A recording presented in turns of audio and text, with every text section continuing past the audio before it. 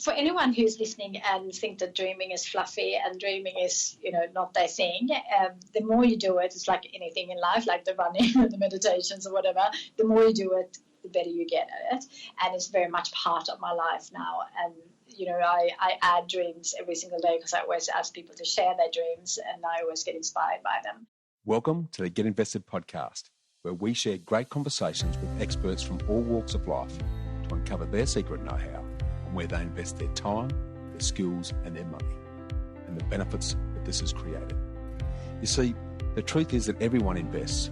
Every minute of every day, we're investing our time, our skills, our energy and our money in something. Some of us are investing consciously, some unconsciously, sometimes for good, sometimes for bad, and sometimes for no impact. Get Invested will help you to start living by design, not by default. I'm going to help you to make it happen, not let it happen. You'll hear the top tips on how you can live with conscious intent so that you can live more, work less, and leave a living legacy by investing now.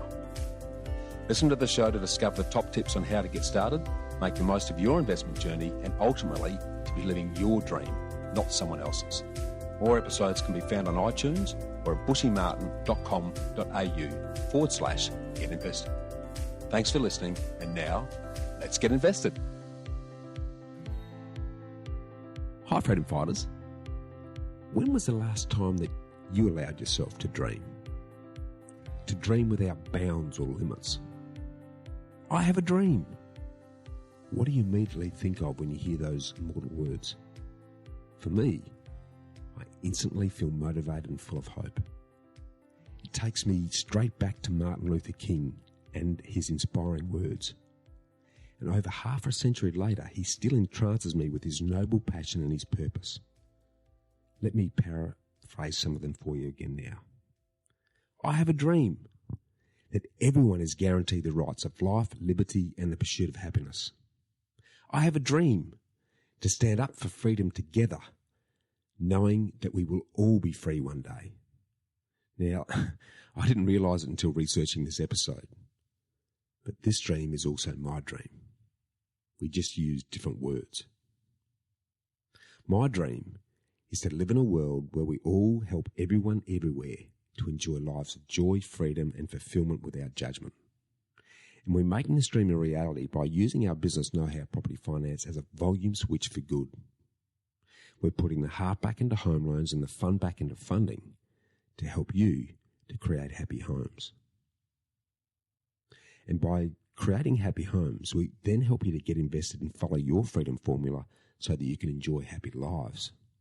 And by enjoying happy lives, we create happy giving communities who help those that have no voice and have no choice around the world so that they can create happy homes of their own. This is the real essence of being a freedom fighter. And I know it sounds cliche, but we're living our dreams and making them happen one day, one person, and one home at a time. What about you? When was the last time that you had a dream? And I don't mean a nightmare that woke you up all hot and sweaty in the middle of the night. And I'm not talking about a goal cloaked as a dream that's burdened down with limits, self-limits, time limits, money limits. I mean a free and limitless dream without bounds or boundaries. Now, be honest with yourself. My guess is that the last time you really allowed yourself to dream big was when you're about to finish high school, when you're full of life and ready for the adventure ahead. So why do we stop dreaming? Why have our dreams faded? When did the reality of today kill our dreams for tomorrow? Do you know what separates your dreams from reality? Belief. And belief comes in 3 shades. It's what I call self-belief, wealth belief, and stealth belief. Self-belief. Self-belief that you're good enough and self-belief that you can do anything.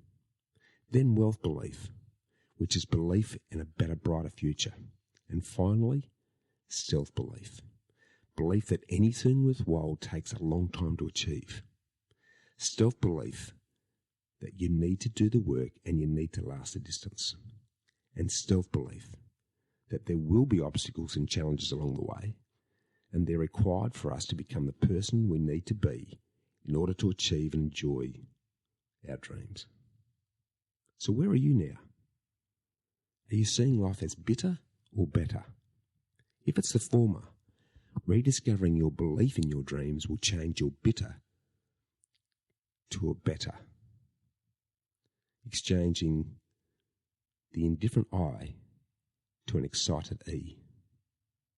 So I'm going to challenge you to dust off your dreams, to dream big without laws or limits, because dreams re-energise our passion and our purpose.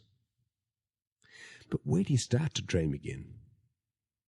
And how can you rebuild your dream muscles? Well, this is where today's very special guest comes in. Kristina Karlsson is the Dream Queen. She's the founder and creative director of Kikki.K, a global chain of beautifully designed dream machines to help you capture your dreams and then to make them happen. In exquisite Swedish style, she's created dream stationery in dream environments that helps you to create dream experiences. She's created beautifully designed tools that help you to start to dream with your eyes open, and then to turn those dreams into reality with daily do's and disciplines. You've just got to spend some time in a Kikki.K store, and it's not hard, as her dream stationery can be found in over 2,000 stores globally, and Kikki.K.com helps dreamers in over 147 countries. I get absolutely lost in peace in her stores for hours just basking in the inspiration. Now, Kristina refers to herself as a dreamer, a passionate learner, a self-improver, and the proud mother of 2 children, Axel and Tiffany, with her partner Paul. After growing up on a small farm in country Sweden, at 22, she found herself in a new country halfway around the world, away from family and friends, with little money and no idea of what to do with her life. So what did she do? She imagined what her dream life could look like. She wrote it down, and then she set about making it happen. With deep personal experience of the power of dreaming and then doing, Kristina is on a worldwide mission to encourage you to create and follow your dreams. Because Kristina knows the power of dreaming. And she has a big, crazy dream to inspire and empower 101 million people around the world to create, write down, and start actualizing 3 dreams of their own. In a recent book, Your Dream Life Starts Here, which you can get on her website, Kikki.com/dreamlife. That's Kikki.com/dreamlife, or online at any good bookstore, will give you the power to dream and do. To get you started then, I'm going to challenge you to email me at bushy@khgroup.com.au with your 3 dreams, and we'll reward the most inspiring dream with a complimentary copy of my book, Get Invested. Now, Kristina Karlsson is the star attraction at the upcoming Wake Up Adelaide conference at the Adelaide Convention Centre this Thursday, the 21st, and Friday, the 22nd of November. So if you're as inspired as I was after listening to today's episode, do yourself and your friends a massive life-changing favour and grab a ticket to come and hear her Living the Dream Secrets at the Wake Up Adelaide conference, and you can grab them at wakeupadelaide.com, and I suggest you do it right now. Returning to the spirit of Martin Luther King's stirring words in his I Have a Dream speech, let me paraphrase his challenge to you. I want to remind you of the fierce urgency of now. This is no time to take the tranquilizing drug of gradualism. Now is the time to rise from the dark and the desolate valley of despair to the sunlit path of your dreams. Now is the time to lift from the quicksands of injustice to the solid rock of brotherhood. Now is the time to make your dreams a reality. And now is the time to enjoy the inspiring thoughts, dreams, and the reality of Kristina Karlsson.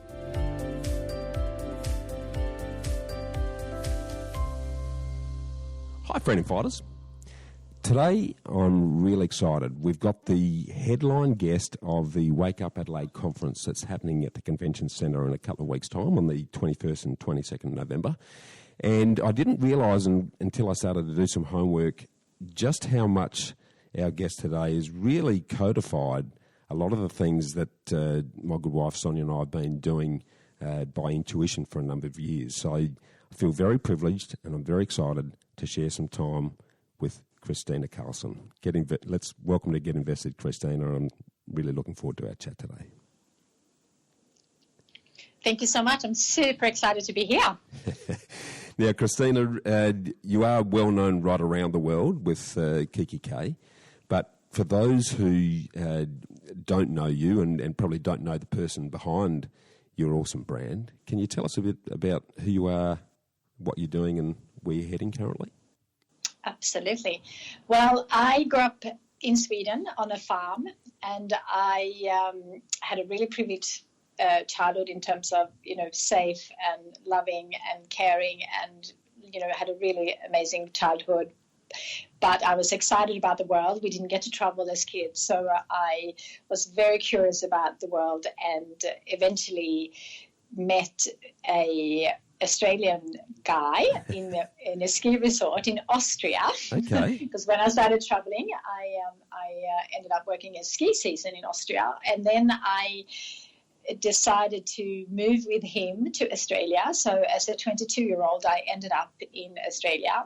And when I came here to Australia, I was a little bit, not sure what I was going to do with my life. And this was a big deal because Australia is obviously the other side of the world, and this is before internet, which is really hard for my kids to understand that life did exist before internet. And it was, I spent all my money on phone bills and trips home, and I was really, in a bit of a, challenging time in terms of what decision was I going to do with my life.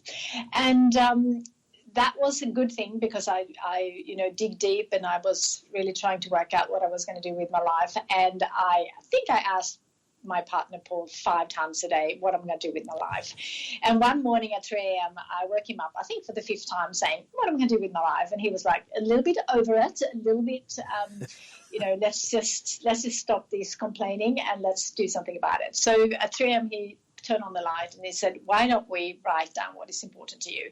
So at 3 a.m., I wrote down a few of my dreams at that stage of my life. And on that list, which I call my 3 a.m. list, I had that I wanted to drive to work every single day and be so excited. And, as we were chatting before this recording, I texted a friend this morning saying, I just love what I do. So, 20 plus years from this moment, I still love what I do. But that was really important to me, that I was driving to work and really loving it, being excited. And then I wanted to have a business on my own, but I had no idea what that meant. I didn't know, I had no experience, and I didn't have anything specific in mind. And I wanted to have a connection with Sweden. It was really important to me to be able to go home if I needed to. And then I wanted to work with Swedish design because that is one of my real passions, is beautiful Swedish design, and I wanted to have that in my life. And then I wanted to make $500 a week. And that $500 was based on paying some rent and getting some good food and travel a bit and obviously go to Sweden at least once a year. So that was my kind of start in terms of the Kikki.K journey. And, to cut a very long story short, I ended up looking at that list. And when I looked at that list, and I thought, well, I'm going to have my own business one day. And as a Swedish design lover, it was really important to me to have an inspiring place to think about my business. So I started with setting up my home office. And I went out to buy some products that I was going to be, to help me be organized and to be inspired. And I truly believe the environment is so important. So I went out to buy some products. And, back then, there's a lot of products related to this topic now. But back then, there just wasn't anything that I was excited about. So I didn't get depressed. That's not the right word, but I was like, oh, this is so boring. It was a price-driven category. It was, in my view, really badly designed and bad quality. And I thought, this is so boring. And then I got super excited, and I rushed home to Paul, and I said, I actually know what I'm going to do now. I'm going to open beautiful Swedish design stores, specializing in stationery around the world in my favorite cities, being, London, Copenhagen, Paris, New York, Stockholm, Copenhagen, whatever, all those things. And he thought I was crazy. I think he still think I'm crazy.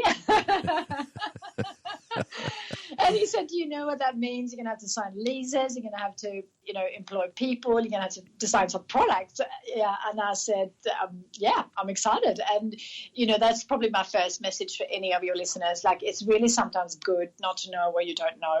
And that means that you are not scared of jumping in, because if I knew what I had to go through the last 20 years or so, I'm not sure if I knew that ahead of time that I would actually be able to do it. So it's sometimes good to not know what you don't know. Yeah, 100%. I think ignorance is bliss in those things, because you don't have any baggage, you don't have any preconceptions, you're not aware of the hurdles you may have to jump. And the energy and the passion, once you've committed and started that process, carries you through all of those things. So, that's a really good insight. Thanks for sharing that. Yeah, my pleasure. And then, so that's kind of really how I started Kikki.K, because I then just decided to start my own business specializing in this. And, for some reason I was, growing up in Sweden, we had lots of beautiful stationery compared to what we had here. And I just felt like there was a bit of a, market for it here. And then my dream was to open stores around the world. And now we have over 100 stores in 5 countries, not in all my favorite cities, still working on my dreams, so haven't completed everything.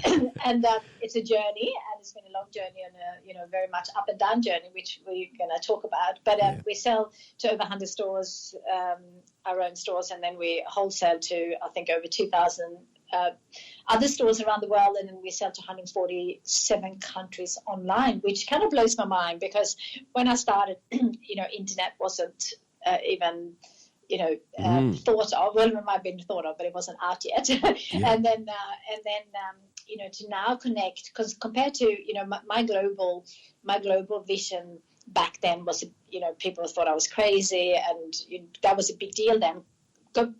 Starting a business that becomes global today is so much easier in so many ways, because we have the opportunity to connect with a niche, on the other side of the world, because of, social media and website, etc. So it's been an exciting journey, and in so many ways I feel like we're just getting started, because obviously the retail climate is changing, the business, everything is changing in the world around us, which is, for a lot of us very challenging and frustrating in many ways, but it's also the most exciting time to be alive. So I feel like in many ways we are getting started on a new journey and coping with the changes that we are all exposed to every single day now. I think it's very exciting, because as you've said, a global vision at the time that you started it would have been much more challenging. And that's its own barrier, which, yes, it's much easier today, but that means that every man, woman and their dogs are doing it. I think the exciting thing for me is that the next 10 years we're going to see more change than we ever have. I heard a quote the other day, Kristina, that as a result of automation and technology and machine learning, 47% of today's jobs won't exist in 10 years' time. And that actually excites me. That doesn't scare me. That excites me, because the human connection, what machines are doing for us is removing the mundane from our lives and allowing us more time to put energy into the things that I believe are important. That is care. We'll be able to use more heart in what we're doing. So I think we're entering an extremely interesting time, and 100% agree with you. I think there's never been a better time to be alive. I guess I say that because I hear a lot of people talking about, we're scared about this and we're fearful of that.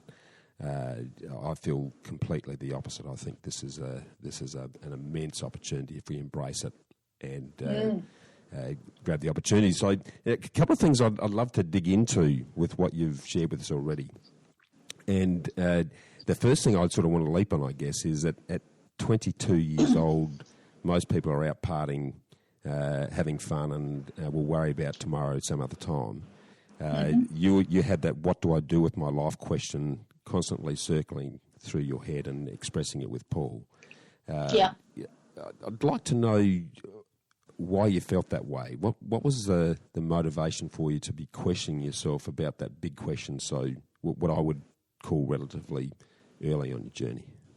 Yeah, I think, I just want to clarify, I'm not perfect in any way. I was also out partying when I was 22. So I combined the two. So I'm not perfect in any way. Just not anyone listening thinking that I was, unusual and stayed home. I was definitely out partying and had lots of fun when I was 22. Yeah. So just to make that clear. But, I think being a little bit early, so I think I got, some people talk about, the crisis that you get around 30 in terms of, often for women, in terms of, time to have kids or not and all those kind of things. So I think I got a little bit earlier because I was not forced, this was forced onto myself by me in terms of making a decision on staying or not. And, it seemed very much a life decision for me in terms of, if I'm moving here, I'm moving here. Because I spent my years after finishing school, I spent my years traveling the world. So I spent time, I spent a year in the US, I spent the time, in Germany and in Austria, and I worked, in different industries just to really work out what I was doing. So I was kind of really ready to, because I lived, out of a suitcase and, not always a suitcase because I had homes in different countries, but I was kind of really ready to kind of really work out what I was going to do. And I think because of the distance and the really big change, my kind of wake-up call came early. And I have a mentor called Robin Sharma. He wrote the book the Marcus Solis Ferrari, I think that I've read his book. He's awesome. Yeah, he's great. And I did coaching with him 1 year. That was one of my dreams. So I did coaching with him a few years ago, and I was in a group, and there was a guy who went through really big changes, and one of the things that I really got out of that traumatic time for this guy is, Robin said, don't waste a good crisis. So the time when we're really struggling and the time that we are really going through tough times, and it could be, life decision, but it could also be, losing someone or sickness or relationship issues, whatever it is, when we struggle, we are, kind of forced to dig deep and really think about what is important to us. So I think, that was a really good time for me because it kind of really got me thinking about what was important, and it's, I was talking to my son last night about, because he wants to start his own business, and he was trying to force it. And I said, finding what you want to do is like a journey. So it's not like I just had that 3 a.m. moment and then Kikki.K was on doorstep the day after. Absolutely not. And, often people see that because often when I have 40 minutes to speak, I can't speak about every single item they went through. But, it's a journey. And, I'm still on a journey. Like I have so many issues and things that I'm working on. And I always want to take my life to another level. So I'm never satisfied. And it's funny because I did a post on my Instagram the other day, and I think it said something like, I'm working on a new me. And that to me is like constantly thinking, reflecting, am I doing everything that I want? Are there some things that I want to remove from my life, and are some things I wanted to add? And I think that is so exciting and fun, but it's not easy. And, someone wrote saying, you are enough. And I said, yeah, I absolutely am loving my life right now, but I know that there's so much, we only get to live, even if we get to live a long life. So my dream is to live till I'm 120. Even if I get to live that long, I feel life is short. So for me, it's not like that I'm not enjoying now. I'm loving every moment, but I also want to create, this lifetime that I got privileged to have.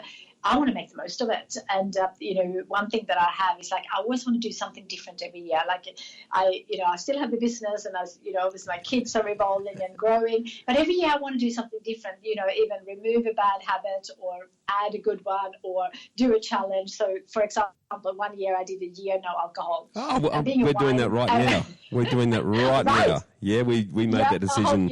Last... a friend of mine did it last year and said he's never felt better. And I said to my wife, okay, I jokingly said before Christmas, let's have a year without drink. And she said yes. And it's like, okay, that's it. And it's been, I don't know about you, but it's been really interesting, more for other people than it has for us. It's actually, we've actually enjoyed it, but the number of sideways glances or straight out, what do you mean you're not drinking? Given we've started to realise just how much alcohol has infused life in Australia, and if you don't drink, then, well, what do you mean you don't drink? Is there something wrong with you? It's interesting. Exactly. How did you find it? Yeah, absolutely. It's very similar, but not just Australia, globally, absolutely, because I think drinking culture is everywhere, not everywhere, but it's definitely been so interesting. So I did a year, and everyone's like, what was your problem? And I'm like, no, I didn't actually have a problem, but I like a good challenge. And, it's funny because I spoke about it to my friends probably for 3 or 4 years, saying, I really want to do a year, no alcohol. Because I read so much, and one of the reasons I did it, there's a couple of different reasons, but one was because one of my passions beside the Kikki.K life is health. So I read a lot in my free time. I read a lot about health. And wherever you read, that always comes back that alcohol is a poison for your body. So I just feel like every time I do so many good things for my body, and I do so many things for my health, but then I feel like I destroyed it with wine. And, it wasn't like that I was drinking loads, but it was definitely part of my life. And when you travel and you events, you just feel like it was just you always. I felt like I always had a glass of wine and I also love wine. So that was also something that I seeked out because loving good food and good restaurants is kind of part of the travel side. So but it was an interesting one because. Especially with other people, because now it's fine because they're now so used to me doing so many crazy things. But it was definitely an eye-opener for a lot of other people and think that they could never do it. And I'm like, of course you can. You just have to decide. It's up to you. Are you drinking? Are you drinking now? No, I never started actually, but I've done over 2 years now, and I'm not saying. So if anyone sees me in Adelaide a couple of weeks with a glass of wine, I might be drinking. So I haven't actually decided. So I did a year. I did a bet with someone who was who was quit smoking. So I did that with him, and so he never started again, and then.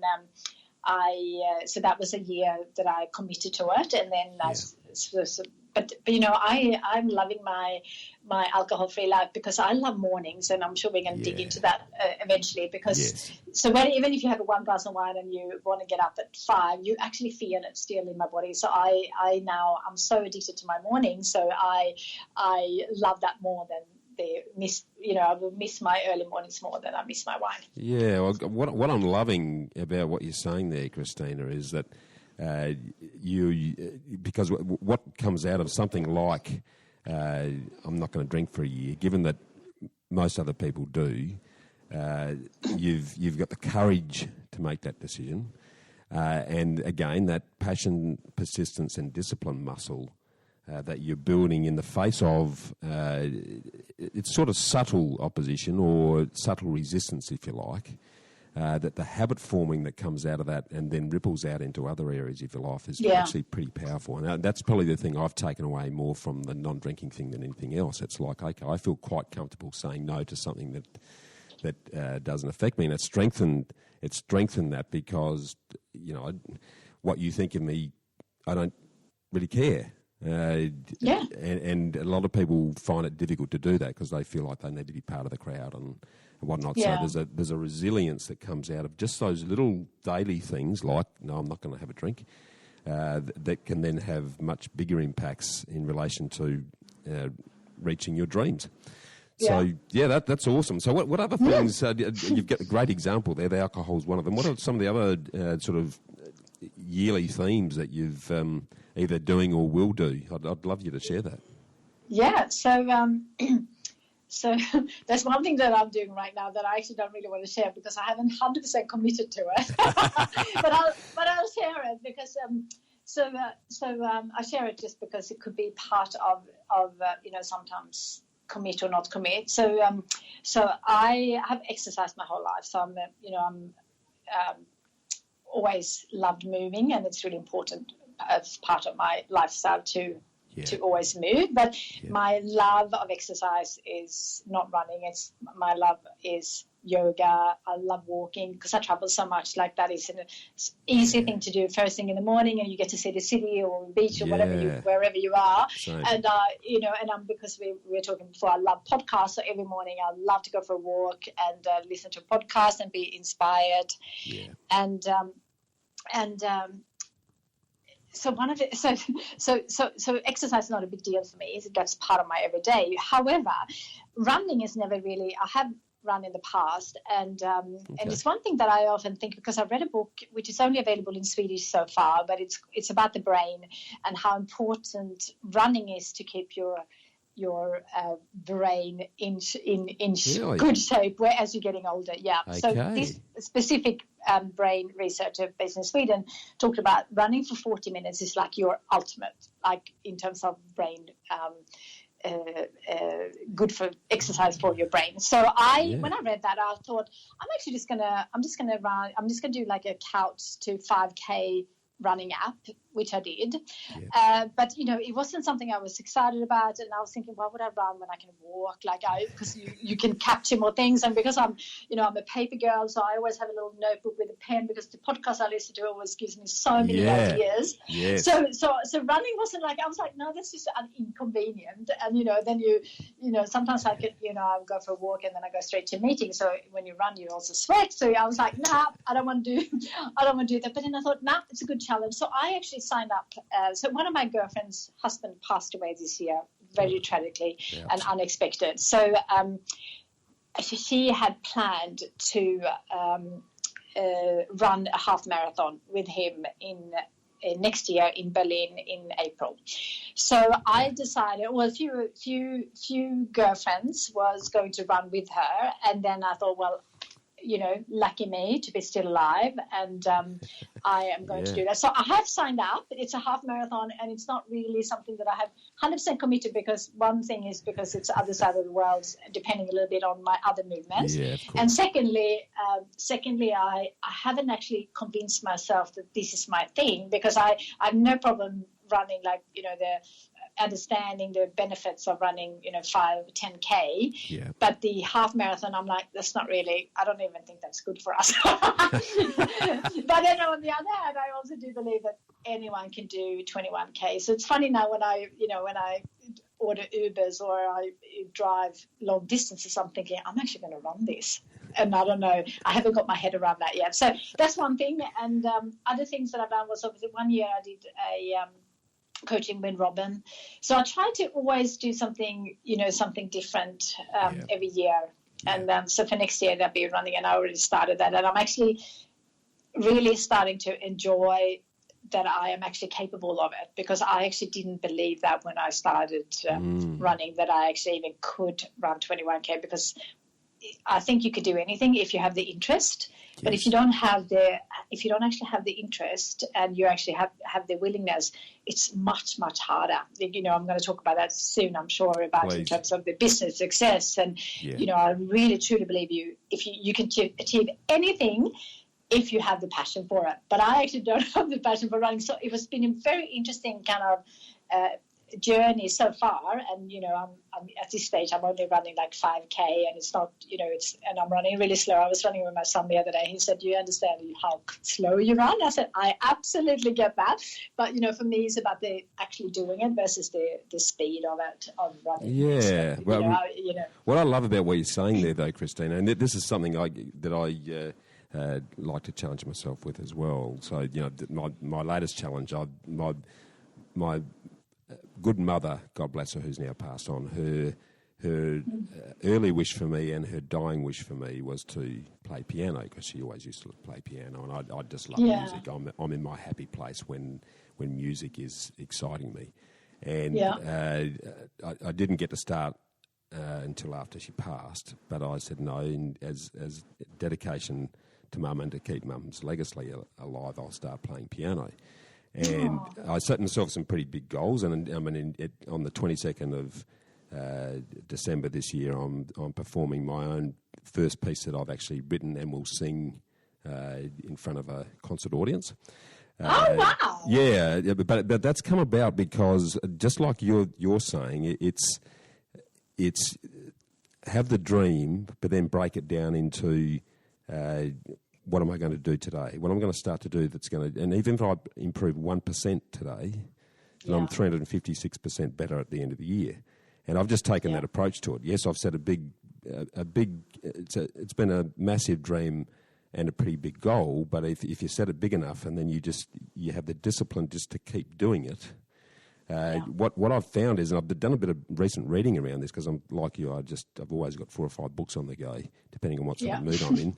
And the one that I read, and the author escapes my mind now, but he says that what's interesting, everyone talks about you've got to have a passion first. But what he's noticed with people who've been sustainably successful in whatever endeavour they've chosen is that passion builds as you spend time doing it. Yeah. So you said that I'm not very excited about running, and I totally get that. But as you do it and you continue to do it, and your skill builds and your ability builds, then passion starts to grow with it. So I often say to people, well, if you can't put a nail through your passion right now, don't worry about it. Find something that even you think you might peripherally enjoy. You may, you don't yet. And if that's something that's important to you, then just keep working at it. Slowly but surely, and you'll be amazed at how the passion starts to grow. Yeah. So have you found that? Yeah, absolutely. Because it's funny because I've been running this week, and it's almost like big all or nothing personality, really. I go in, and I did it. I have done it once before, where I actually did a bet with someone to run a 10K with her, and then I got so much into it that I injured myself, and I couldn't actually walk properly for 10 months or 12 months or whatever it was. So I'm very careful. I don't want to do that again. So because I know that I get very excited, but so even this week I was, this morning I was like, because you get this excitement of accomplish, like I'm only running 5K, and it's not a big deal for a lot of people, but for me it's a mental thing, because normally I could walk for days, and it's not like I'm tired after 5K run. Sure. It's more just that I mentally don't have the interest in it. So for me, so I actually have something. This could be a good thing for your listeners. So because I'm so excited about a new podcast or an Audible book, because you can do two. You can walk and read at the same time, or listen to something, or do an online course. And because I love that so much, I then get the running associated with that. So I have a podcast that I listen to on Saturdays. It comes out on a Thursday, and I will only listen to it on a Saturday. Because that's often my longest run. So I do shorter runs during the week, and then I do a longer one on Saturday. And then because it's just a digital marketing podcast, it's not a big deal in terms of, a lot of people think that's the most boring podcast. But I love learning about something that I'm not skilled at. So that drags me out. So I combine, listening, even for some it's music, for some it's thinking time. But for me, it's a podcast. So I just, I have this amazing feeling so good, because I run at 6 a.m. because I do my meditation and my other things in 5 a.m. So I'm out at 6 and back by, 7. And it just makes me feel so good, and then I'm inspired. So you can combine the two. So, yeah. Well, let's jump straight in there, actually, because that's something I would love you to share is the sort of happy habits and perhaps sort of, the ideal daily rituals. We never, if you're travelling as much as you are, and I'm a bit the same, you can't always do it, but ideally there's a sort of I know there's a sort of a routine you like to go through to put the big rocks in first and set the day up. Are you happy to share that with us?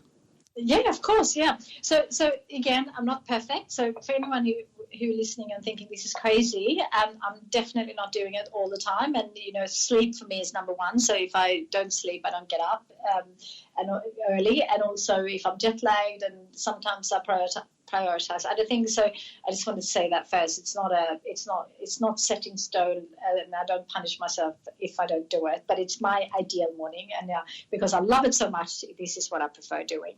So my ideal morning starts at 5 a.m. and it's not about the actual when it starts. It's about really me having an hour. So if anyone listening and think 5 a.m. is crazy, 7 a.m., 6 p.m., it doesn't really matter, but it's an hour for me. So I call it my holy hour because it's so holy for me. I love it so much. And so what I do is I get up, and the reason for getting up at 5 a.m. because I have young kids and I like to be there in the morning for them. So if I get up between 5 and 6 and do my holy hour and then exercise between 6 and 7, so that could be the running, the walking, or a yoga class, or, just a walk, whatever works wherever I am. I try to always move between 6 and 7, but that it works for me because by the time I'm home, if I am home, but by the time I'm home at 7, the kids are up and ready to go to school, so I can help them get out of the door.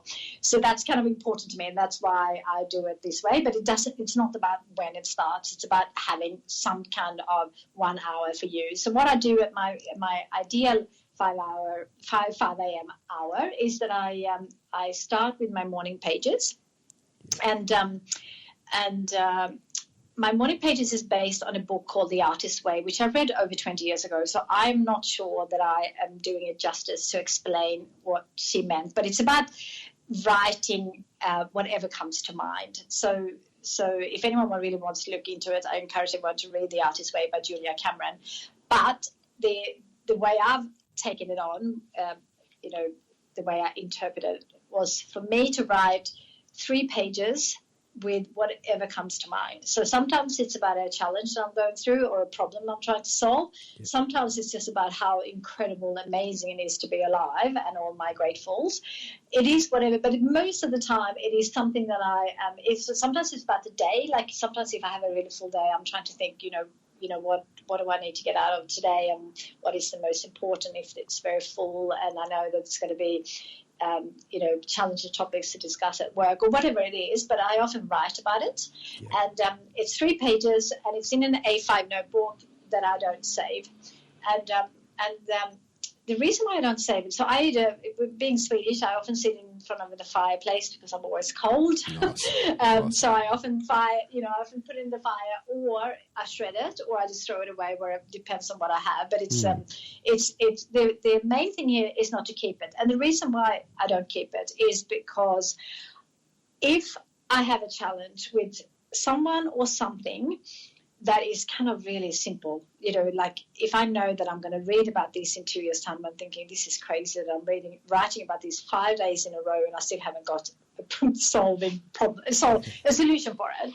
Yeah. I know that if I had that in so I also keep another journal, which I'm going to talk about in a second, but I have this as my sacred place of talking to myself in terms of writing, in whatever I want. So if it is about someone that I don't want to read it, or if it is about something that is really challenging, but I know that there is a simple solution for it eventually, then I know that I will never go back and look at that thinking that was crazy, and that means that I'm not censoring my writing. So I write whatever, and that is the point there that is really important, because otherwise I think sometimes we are, when you talk to someone, you might not say everything because you worry about other people thinking, or, that it might come and bite you later. But this is a really good place to let everything out and get everything out on paper and then throw it away. And during this process, I often have a lot of great insights and a lot of good things that I come up with, and also a lot of inspiration and maybe some new ideas. And so I have a journal, which is my leather-bound journal. At Kikki.K, we call it the let me just say what we call it. My life journal, I think, yes. Yeah. And it's basically just a plain journal, but I call it my life journal because I feel like that's my life. I always have it with me, and wherever I go, I always add quotes or ideas and thoughts, and sometimes I just journal, about my gratitude or my grateful for the day, whatever it is. So that one I keep, so I have a lot of those, but the other one I actually throw. And that's how I think. A lot of people ask about how I didn't get a burnout throughout the crazy years of Kikki.K, and I think that's the key. And a lot of people laugh at that, but I really believe that I never really sat with things, because I think when you're working a lot and you have a lot on your plate, and sometimes it just gets too much, and if you don't have a place where you can either talk about it and or deal with it, it builds up. And because I was working, and still am working with my life partner, I felt like talking about some of the problems all the time was not great, because then we had work 24/7, and I'm sure you can relate to that. Totally. So we created some rules around that, which is obviously not perfect, but in terms of sometimes dealing with problems in this way have really helped me. And because I get that question all the time, and I've been thinking about it so many times. Obviously, looking after yourself with exercise, have a lot of self-care is really important, but I think the journaling really is my and I still do it, and I still love it, and I've done it for many years, but it's not perfect, so it's not like I have to do it every single day, but most mornings I absolutely love doing it. It's become very much a part of my life now. Well, I can see the direct health benefits there, because you're not internalising this stuff. Because if you're internalising it, then it does come out physically. There is a direct link to that. And if you're free thinking, you're basically free thinking on paper. And getting it out, there's a sense of relief that comes from just doing that, and seeing it as well as thinking it just reinforces. And I can see where the great insights would come from that process, because if you're just allowing your pen to flow, I'm assuming you're doing it with pen in hand, not with laptop in hand, because there's absolutely very different thinking process with that. Yeah, exactly. Then that expression in itself would be very cathartic, I think. And I hadn't thought about it, but I love what you're saying now, that you're writing it and then you're going to burn it or shred it or destroy it or what have you. Then there are no limits. You're not concerned about if someone else picks this up, what are they going to think? If I read it later, is that I'm going to perceive that negatively? So is that going to have the wrong impact at that point in time? If just like I'm just going to get it out and then I can relax, because just by triggering that, your subconscious will be starting to crunch over in the background without you even knowing that you're doing it. Yeah. So that's awesome. That is really awesome. And it's something that I would really encourage listeners to do, is to just start journaling. For blokes in particular, and in Australia, it's like, what do you mean journaling? You wuss? What would you be doing that for? You know what I'm saying? There's this sort of attachment to it. But I know myself, I'm not a constant journaler, because life gets in the way sometimes. But I do find if I take the time and I get it down on paper, things just become a lot clearer, and I feel much more relaxed about what I'm doing. Yeah, absolutely. So, can I share another while talking about burnout, because it's a big topic, and I get asked a lot about it. Another thing that I find really beneficial, especially in the early startup days, where before kids, and I was working 7 days a week because I loved it. So for me, work was something that I truly loved. So when it's November here, so in Australia the races are on. So when my girlfriends were at the races, I would go to the warehouse and reorganize the warehouse, or go to a shop and re-merchandise, and because I loved it, not because I had to, because I loved it so much. So for me, when you love something, burnout is less likely. But there are days, obviously, when there was days where I was like, I am just so tired and I'm just so done, because obviously starting a business, there's not just all the passion, there's also a lot of challenges and things that go wrong and things that you didn't expect, etc. Like, when people plan for a business, it's always a smooth line, and the line is never smooth. So it's a roller coaster line. Absolutely. So another thing that I did in the early days, and I did this because because I'm always interested in improving my life. I had a few different life coaches over the years, and one suggested in the early days to have one day off a month.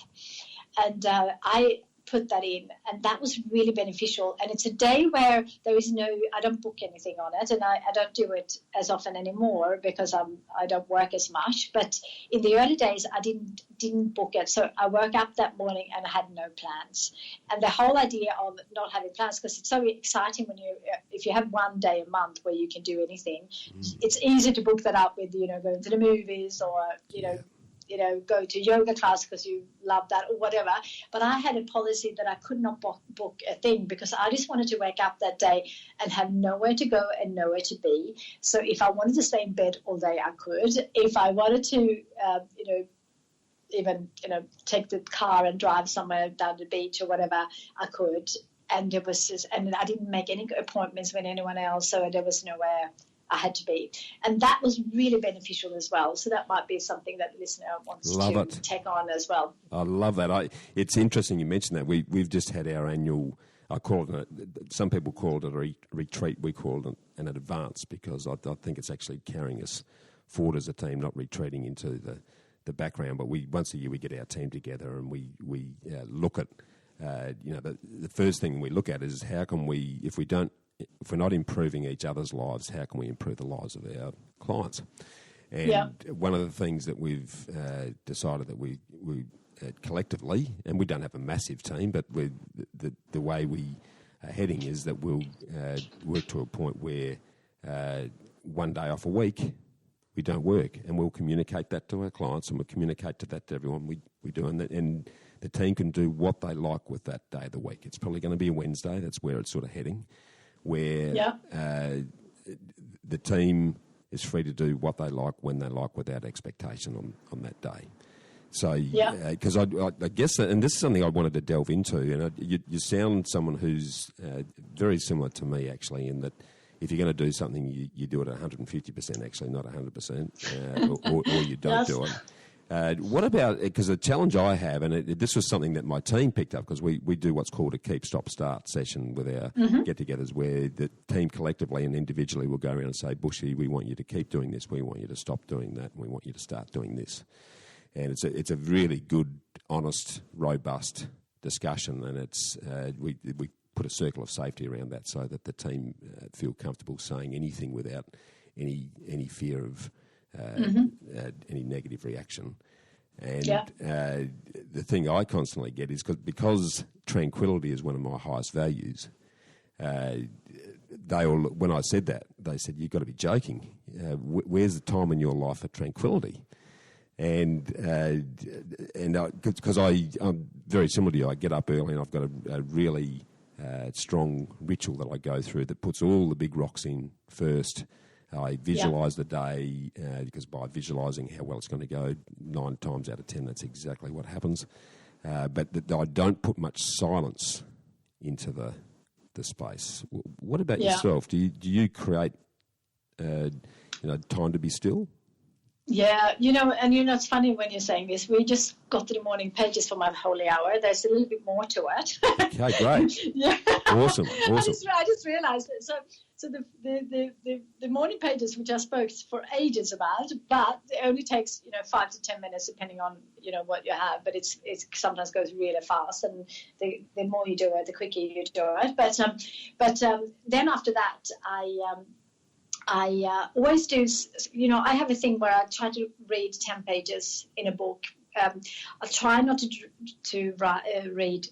I read a lot of books, but I try not to read anything that's mentally stimulating at night. Yes. So I do a lot of reading at night, but I try not to read business books. So I often, So I've tried to read like 10 pages in the morning of a book, because as much as I love Audible and audio books, when I run now and walk, I do love reading paper books, because I highlight and then I write about it and I think about it. So my books are very so I try to do that, and often if I've been for my walk or run, I often have that Audible book. I also have it as a paper book, so I can scribble dog ear it, highlight it. Yeah, exactly. A bit crazy. Some people think we're going to do that, but it's okay.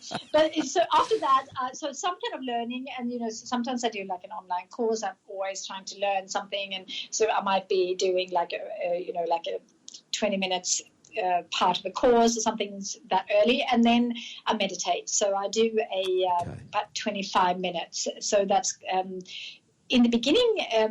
I've done this for many, many years. In the beginning, I did just with the mantra, and lately I've been doing I'm obsessed with a guy called Dr. Joe Dispenza, and he's a fascinating guy, so anyone can look into him.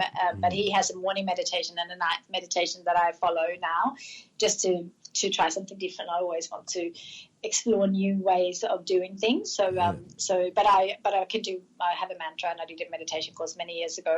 But I also love guided meditations, and sometimes I just love being silent. So yes, absolutely. I'm very much although I love music, but I often have a quiet at home, and I spend a lot of time traveling, and when you see it on my Instagram and stuff, it looks like a very full life, but I always take time for self-care. So Sundays I have a little rule where I, as much as possible, not to have any bookings in terms of, obviously if I'm home, obviously if there's like a special birthday party and things, I go to that. But normally I would never book a brunch or a breakfast or a lunch or a dinner or anything with friends, because I want to have that day just with family, but also on some space for me. And so I call that like my self-care Sunday. And I when I travel, I try to not work. Like, depends on, sometimes I squeeze as much work as I can, so I can go home earlier. But if I'm between things, I would often have Sunday off, and often I spend that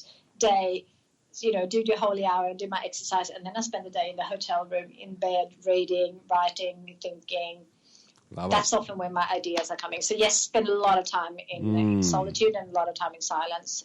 I think maybe it's my farming days, but I find that that's kind of, it really is. And I live in the city and I love being part of the city, but I am very much a nature girl. So I spend a lot of time. Yeah, I need that. Yeah, so that's why running and walking comes in. Oh, I'm exactly the same. Nature is the great karma for me. So country boy, so absolutely exactly the same. And I need cave time. So we have self-care Sunday. Saturdays is the day that Sonia and I put a line through, and we take it in turns, deciding what we're going to do collectively for that Sunday, because that's also the us time. Let's perhaps touch on that as well, because there's increasingly a number of partners that are not only business partners but life partners in this entrepreneurial world that we're lucky enough to live in. And I often talk about the power of two, given that how important that is, and that I know damn well that I wouldn't be enjoying the lifestyle I am now if it wasn't for my partner. And it is quite yin and yang. We have different skills, but the combination of that creates a synergy that's quite powerful. But the challenge with that is the boundaries around not talking about the business 24/7. Can you share your experience around those things with Paul? Yeah, absolutely. So without doubt, there's no way I would be sitting here if Paul wasn't part of the business. So he decided not to. He doesn't do the media and things that I do, so a lot of people would not see him, but he's very much part of the business in terms of he has skills that I don't have, and if it wasn't him picking up a lot of the things that I have ideas about, they wouldn't happen. So we're very much, in terms of the partnership at work, we work really well together. And we actually had a rule between us. So I started the business, and then when Paul decided to join, we had a rule between us, which we never actually spoken about. We never spoke to anyone about the business, but we had a thing because it was founded by me to start with, and he's very much part of the. He probably gave you a confidence. He probably gave you confidence and the courage to start. Because I started, and he said, if we ever disagree with something, you can have the final say. Like, that was our deal. And we never, ever used it. So we've been in business together for over 20 years. Not once have we ever had to take that rule. But it was our, silent thing between us. If we disagree with something, we had that I could make make the call, but I've never ever used it. And the reason why we did that is because we decided, because we knew that there would be disagreements, of course, in life, but also in business, and that's good. That's a really good thing, because otherwise you only see what you see. So that's the beauty of a partnership. Totally. But it's also can also of course cause issues when people disagree. So we had that as a silent thing, but we never ever used it. And then and another thing that we have, obviously, so I think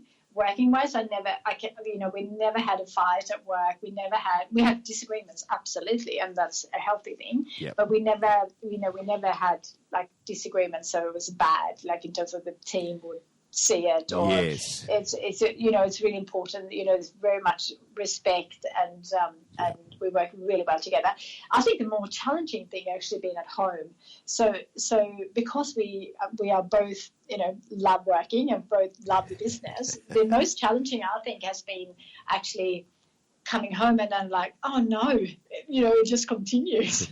Most people will go home and they will meet their partner and they have something completely different to talk about, in terms of they might talk about their work, but they don't have someone who actually comes with the solutions. Sometimes it's just good to talk about things without actually having to then have a partner say, well, this is the solution. So I think that's been more challenging in terms of our work-life balance versus work has never been a problem. So we created some rules around that. So on the Sunday early days, we came up with this, because even like Paul is very much, he did all the property deals, he did all the he was the CEO for many years, so he was kind of running the business. So the business side for him was his side, and then I was more the creative person, the product person. So we could sit and have breakfast somewhere, and he'd be saying, "That's a really beautiful yellow," and I'll be like, "Actually, I don't want to speak about colours today because that's my life." And and it seems so crazy, because he'd be like, "That's so exciting." I said, "Yeah, it's exciting for you, but for me, it's like, which yellow?" And then I've been thinking about, that yellow didn't work last year, whatever, So and then I'll be walking past the shop, and I'll be like, "Oh, it's up for lease, let's call." And he'd be like, "I don't want to hear about that today because I'm dealing with 20 properties right now." And so even though I was like, that's exciting, it wasn't my everyday life, and the colours wasn't his everyday life. So we decided really early on Sundays not to even mention work. And have we done it perfectly? Absolutely not. We're entrepreneurs, we break rules every day. Yeah. But that's been a couple of things that we kind of implemented to be able to do it, and I think I see more and more people going in business together, and I think that's an amazing thing, because we can be on their holiday and have a work issue and we can discuss it, and some people see that as their worst nightmare, but for me I couldn't even imagine before starting Kikki.K that we would have the holidays that we have been able to do, and the trial. Sometimes we've done. We've been sitting with lawyers when we've been in the most amazing tropical island. But then I always said, "Hey, lucky us to sit here and have an issue." So you just have to try to, and it's not perfect. And sometimes I think, wouldn't it be amazing to actually go on a holiday without having to be on a call or deal with something? And of course, our team is much bigger now, and Paul is no longer the CEO, and he's going back into it now, but he took a couple of years off, and in terms of not being the running CEO, but still very much part of the business. Sure.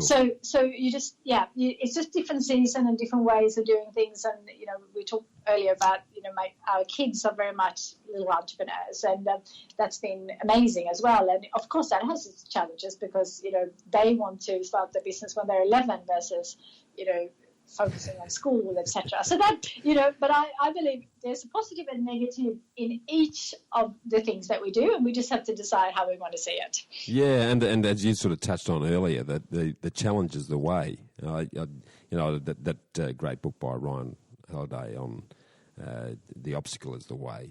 I haven't read that one. I have to write that down. Yeah, it's really good, because it sort of goes right back to it revolves around Stoicism. And if I reflect on my own life, Kristina, what to the outside world would look like the worst thing in the world, and the the biggest challenge I had was the loss of my first marriage because I was a workaholic. But if I look back now, because that was such a time of reflection, and I had 2 years of cave time, I call it cave time, when I sort of withdrew and reflected on, well, what do I need to do differently because I don't want to end up in that situation again.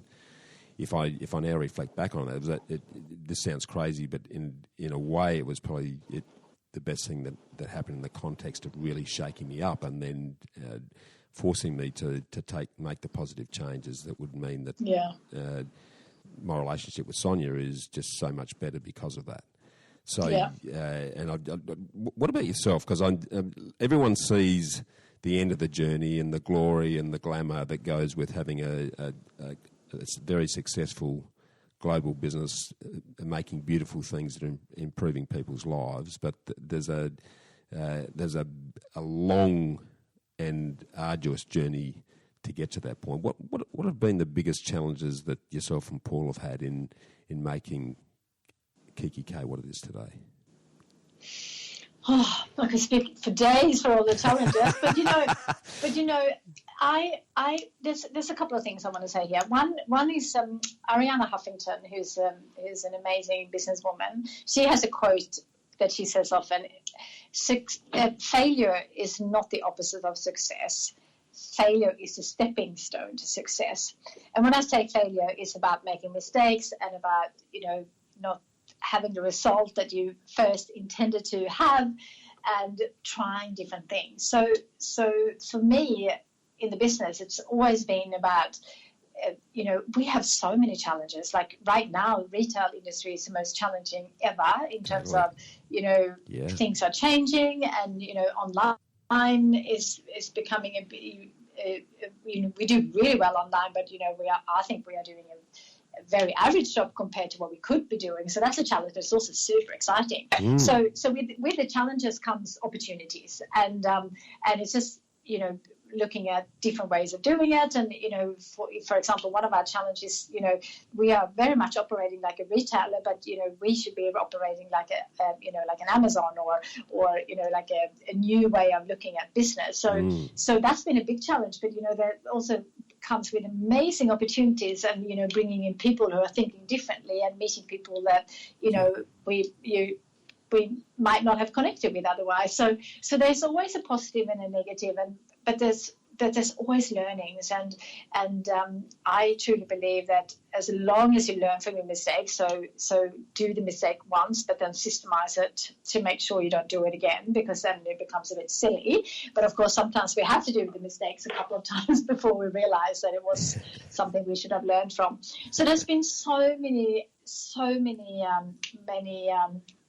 challenges, but there is one thing, and maybe we'll talk about my book, but I wrote a book about it, creating your dream life, and in that book I have people to meet, and there's 101 lines on people who you want to meet in your lifetime.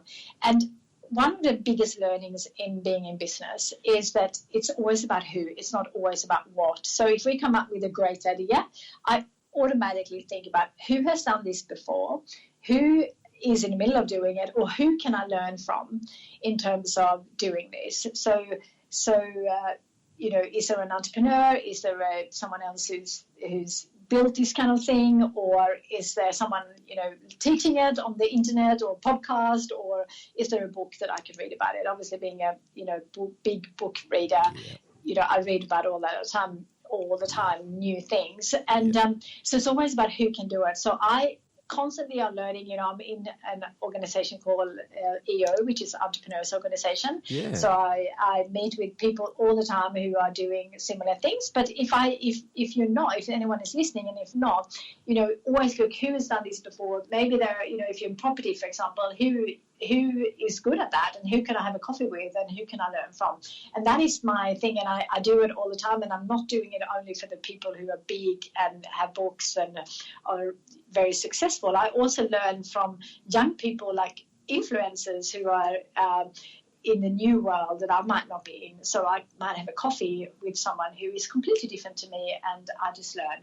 So that, I think, is the most learning that I've done, is like who do I need to learn from, and who has done this before, or who is inspiring to get me to the next level. So that is probably the most valuable that I can pass on in my 20 plus years in business. 100%, and I'm just going to reinforce that because it's such a powerful point. It's always about who, not what.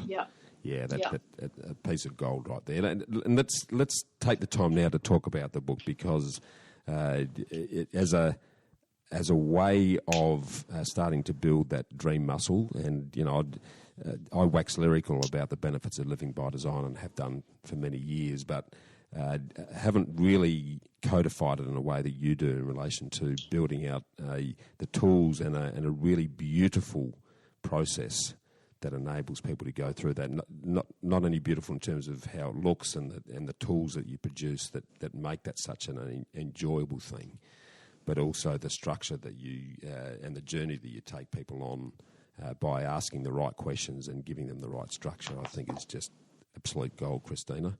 Well, thank you. Yeah, so I'd love to let's talk through that, because there's some great questions that you get readers to start asking themselves in the book, and which I'd like you to break down. But let's come back to that process, because dreaming, I think, is something that we do naturally as kids, and we have the curiosity, and life can tend to knock that out of us, which means we give up on our dreams, and which means we can often accept a much less fulfilled life than what we could if we kept those dreams alive and worked towards them.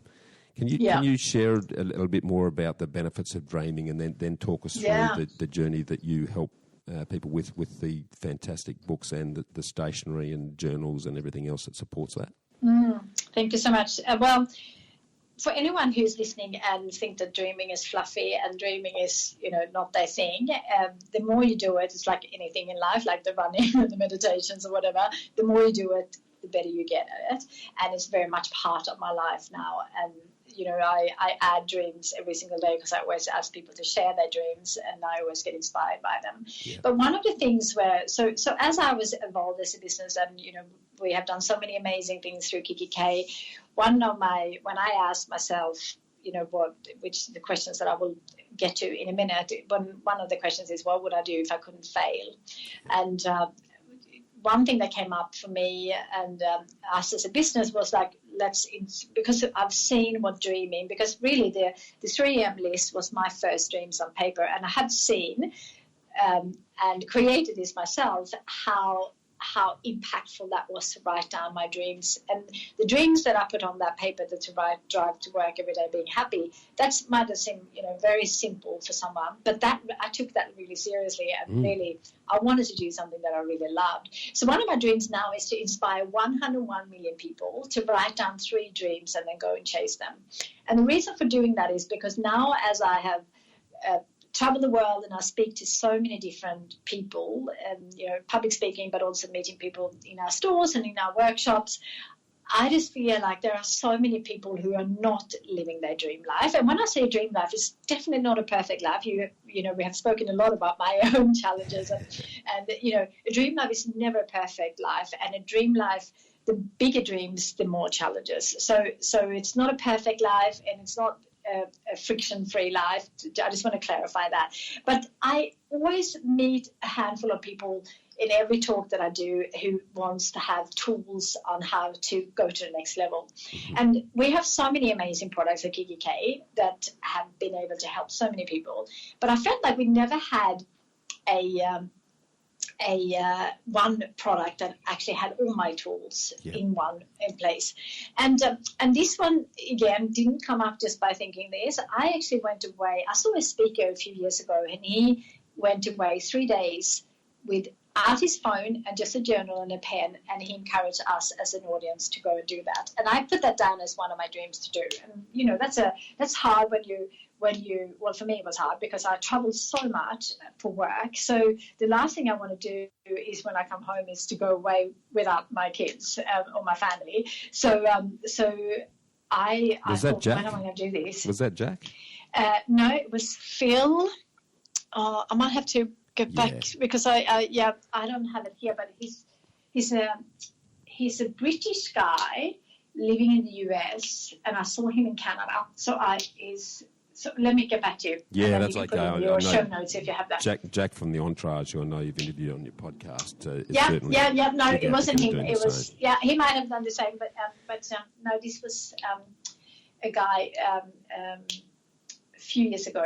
But I'll get back to you. Yeah, I actually just reached out and absolutely. And I can't believe that I can't even think of his name now, because I just reached out because I want him on my podcast because he has had such an influence on my life. Anyway, so he encouraged me to go away. So one of the things when I came home, I lived in Sweden for 18 months. It was one of my dreams to bring back the family and live there. Nice. But I traveled so much, and when I came back, I felt like I didn't have much creativity, and I didn't feel like I had good ideas, and I was a little bit down on things. So I said to Paul, I'm actually going to go away for 3 days with my journal. And he's like, what? You just got back? And I'm like, yes. And I said, I'm not taking my phone. This is the hotel I'm going to stay at. So you can call me anytime for any emergency, but I basically just need time.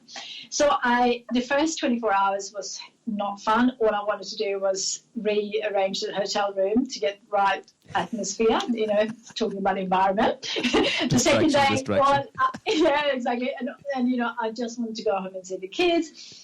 The second, and I stayed in a hotel where they had there was a spa, and they had a lot of meditations and yoga and things that was good for my health. So I did activities in terms of doing yoga, meditation, and swimming, etc. So the second day, I started to really enjoy all the ideas, and then I came up with, a lot of new dreams, and one was to write a book with my tools. So then I got back and said to the team, I'm going to write a book, not about the Kikki.K journey, because I'm right in the middle of that. This is not that. This is just my tools. And I came up with my book called Your Dream Life Starts Here. And in that book, I have all my tools that I have used to create my dream life. And again, my dream life is not perfect. I'm living lots of challenges right now that I'm working through, so it's not a perfect life. But a lot of those tools are the ones that I use, if it's not every day, but it's part of my life, and I want to share those.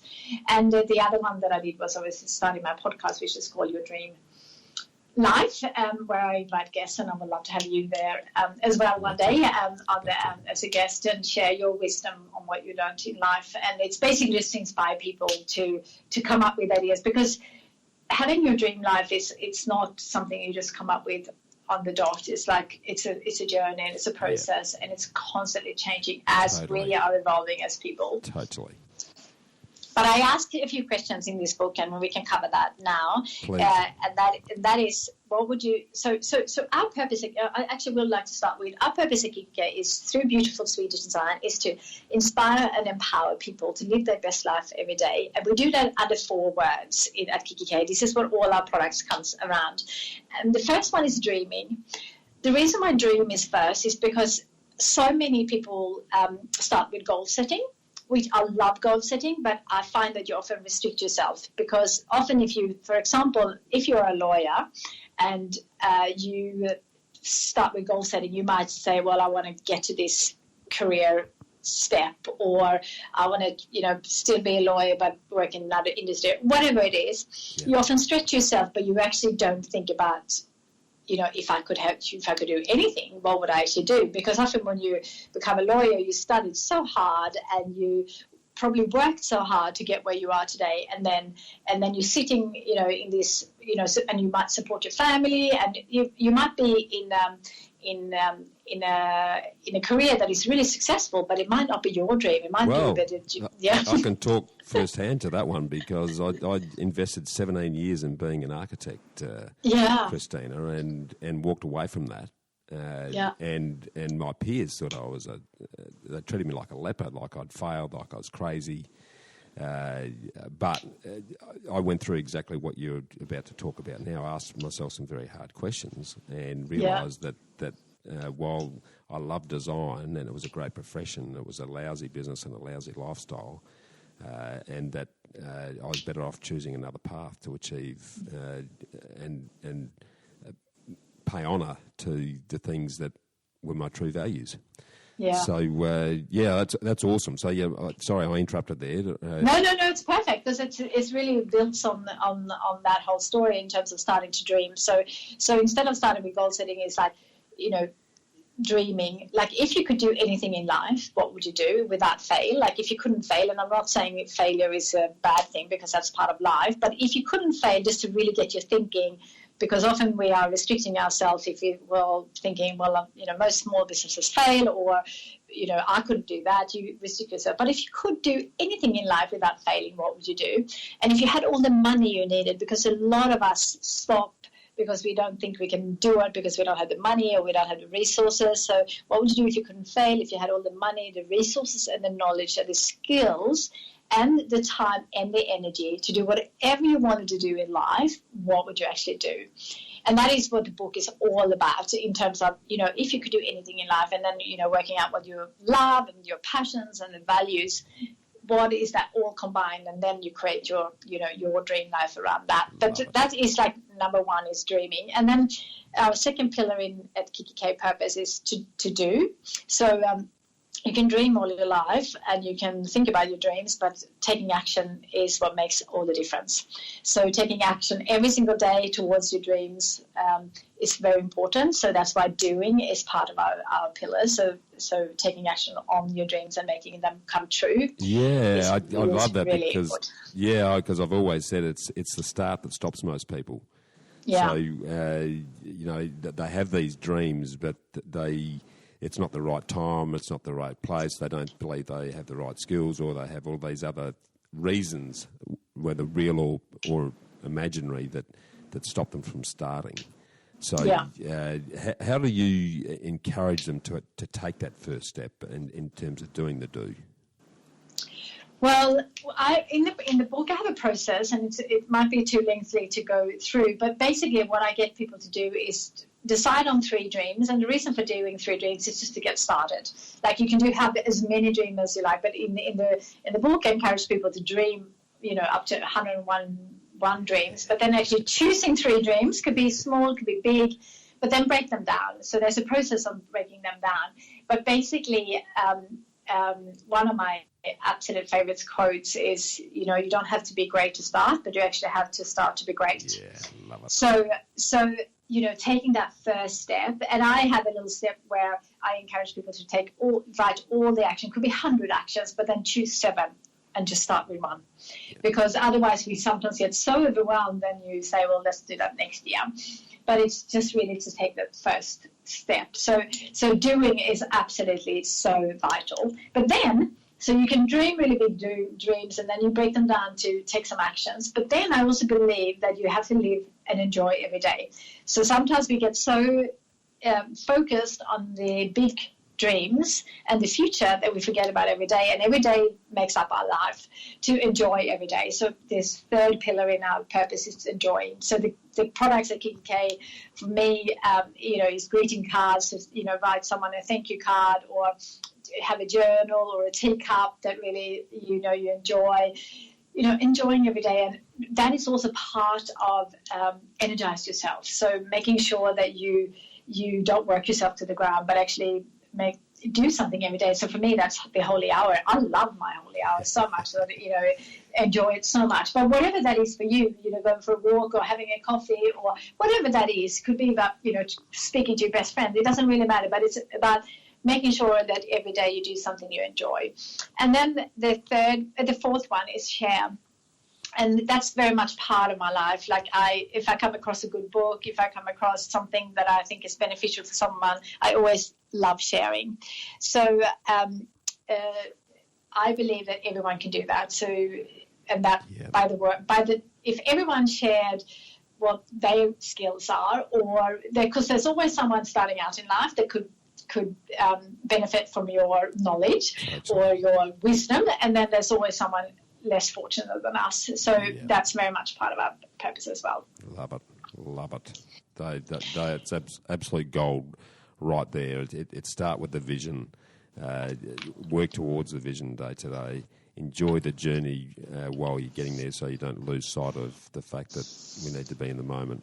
And then the share part is really as I mentioned earlier, the true fulfilment in life for me is when you can give freely to others without ever expecting anything in return, whether it be your knowledge or whether it be something physical or what have you. That share component is where a lot of joy actually hides behind, and it's a lot of people don't get the benefit of doing that because they think, well, when I make this or when I do this, then I will give back. Yeah. But if you're sharing just in little ways, just with even a compliment or a comment during the day to others, or we've used some of your cards to anonymously send thank yous to thank you. people because they just crystallise it so beautifully. Yeah, so, thanks. Yeah, that is absolutely sensational because and I would encourage anyone who hasn't had a chance to grab a copy of Your Dream Life Starts Here to do so. It really is it's a heart-filled process. What I love about it, it's not clinical, it's not sort of, there's a lot of heart and feeling in the progression that you take people through. So it's a really good place to start crystallising, and it's something that, my wife and I think something that you mentioned there is that dreams change and they evolve, so you need to be true to yourself, and as you progress through the journey, if you're revisiting it often enough, my wife and I take 4 days out every year, and we'll go to a beautiful place, and we'll relax a bit to start with, and then our most recent one we went to Bali, and we found this most beautiful place, and we grabbed it. We had a large area that we're staying in, so we spent 2 days revisiting the vision, re-energising it, modifying it slightly because things do change and your goals and your values do change. But as a compass, it's just, I often say you don't need a roadmap, you just need a GPS. The roadmap is fixed, but the GPS, if you get blown off course or things come along and suddenly you need to incorporate something else, then you're still guiding towards the end destination, but there's 1,000 different ways that will get you there. Get you there, absolutely. Yeah. That's a beautiful. Love I might that. have to. I wrote that down. 4 days every year. Yeah. One of my dreams is actually to. I think Bill Gates does this, where I think he calls it just thinking weeks. Basically, he goes away somewhere and he just brings and reads for 2 weeks. So that's part of I want to have that in my. But I don't want to do it now because kids. I want to spend as much time as I can with the kids. But as they grow up older and they don't want to spend as much time with me, then I want to have that go away somewhere and just bring my books. And I may, when I go on holidays, that's basically what I do, but I combine it with other things. But basically go away on my own to read for 2 weeks is kind of my ultimate dream. Just nothing. When I'm lost in a book, if I'm in a beautiful place looking down, whether it be water or and I've got and it's normally more than one book in my hand because I'll feel like reading this now, but later on I feel like something else. Then there's no better place to be. Just on that, and you've covered a fair bit of this already, Kristina, but if you were to crystallise what your ideal life looks like, or your dream life, what does it look like? I think I'm living my dream life, but there's definitely parts that I want to improve on. But for me, my dream life is to live a life that is true to myself. So something that I really love and have the freedom to do that. So as I was saying, I love what I do. There's certainly parts of the business that I don't like, and certainly parts of things in my life that I want to change. But, I love that. I love working on myself, and I love always improving and always thinking about how I can do things better and learning from other people. That's why I love listening to podcasts and reading other people's books, because I always think maybe I can find something to improve myself, and that's become a real passion for me. So for me, I'm already living my dream life, but it's absolutely not perfect, and there are so many things that I want to do better, and there's so many things I want to do still. So for me, it's about living a life that is true to yourself, and if you're not there now, always have a plan to work towards that. And that, to me, that to me is like the ultimate success, because then you're not relying on anyone else to fix your problems or be dependent on anyone else. You're actually just taking action towards something that is true to you. And I think that for me is complete freedom, even though there are so many problems and issues part of that, but it's just living the life that I want to live. And if I'm not happy with something, I have the tools and the power to change it. Yeah, I love that. And that's the key thing. You've got the belief that, and it comes down to that self-belief that if it's not right, then we'll do something to change it. Yeah. Tell me about this then, because this is the eternal struggle, because we've already talked about the fact that you're going to live to 120, which is awesome, which means that gives you a lot more time than most people think. And I'd say this because this is an eternal challenge for me, and I think we're quite similar in this, in that I accept that success in any form takes a long time. I've done a lot of study on and reading on this, that, I've looked at sustainable success in any endeavour, and it always takes at least 15 and more likely 20 years to eventuate. Overnight success, yeah, exactly. And my wife and I, we live a fantastic lifestyle. We travel. I do a lot of I'm a mad hockey player still, which because I just like the camaraderie and that keeps me very fit. And I get to play the piano, and then we have a sensational life. There's no doubt about it. But the biggest challenge is that while I embrace time as my friend in terms of accepting and then therefore being able to enjoy today, because I know that incrementally over time we're heading in the right direction, the biggest challenge is always time. And because of the sort of type A personality, there's an impatience that comes with that, and then a perfectionism that comes with it. You want to make it happen faster than what it does. Do you have similar struggles, and how do you deal with that? Oh yes, I absolutely have that. There are so many things I want to do, and I struggle with this because sometimes I want to do too many things at the same time.